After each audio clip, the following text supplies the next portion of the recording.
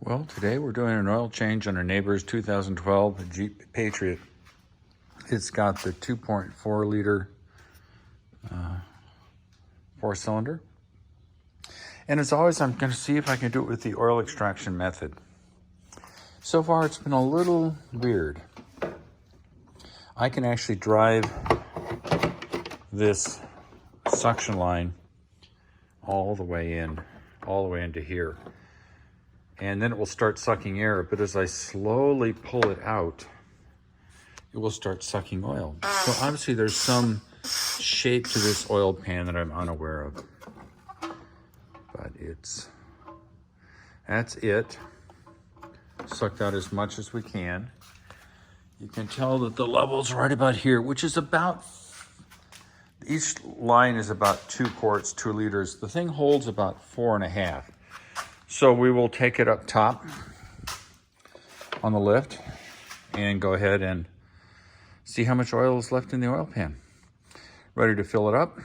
Life is good. Oh boy, let me tell you what the weather is today. It's Sunday, and I think it's the 24th of October, 2022. It's nice outside. It's 75 degrees. It's sweet. I'll be back. All right, now changing the oil on this Jeep Patriot does not require a lift. I repeat, it does not require a lift. I'm doing it on the lift because it's easier. The oil filter is located up there. And the drain plug is right essentially behind it in this little hole right here. That's the drain plug. There's the oil filter, drain plug. This can all be reached while the car is on the ground or on ramps if you want to be easy. So just want to let you know that.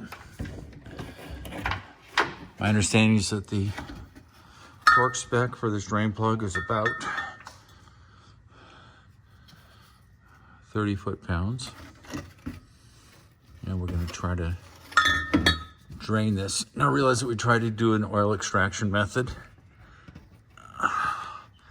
I'll be back. Good news, drain plug is out and no oil came. So I was able to empty the oil pan. Now I forgot to mention, even though it looks like it's a little less than 4.5 quarts, it should be because the car was down about 3/4 of a quart. So no oil. So I can do oil extraction with the oil extractor, which is always a nice thing. And let's go over to the oil filter. Try to get this over there so that we can catch most of the oil.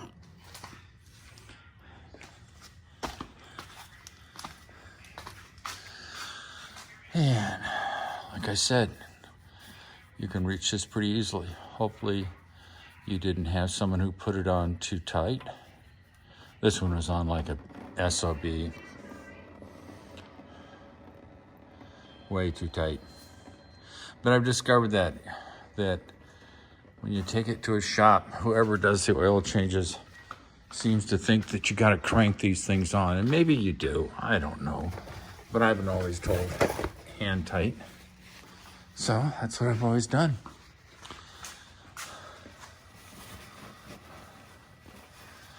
Whenever I change oil for my friends and neighbors, I always say, get the oil filter from the manufacturer. I don't want to have to guess that it's the wrong oil filter.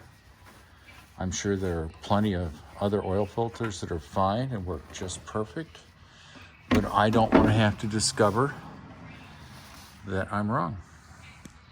So, got the oil filter, which is right here. It's a Mopar oil filter. Here's the little baby. I'm gonna use SA 20 weight from Costco.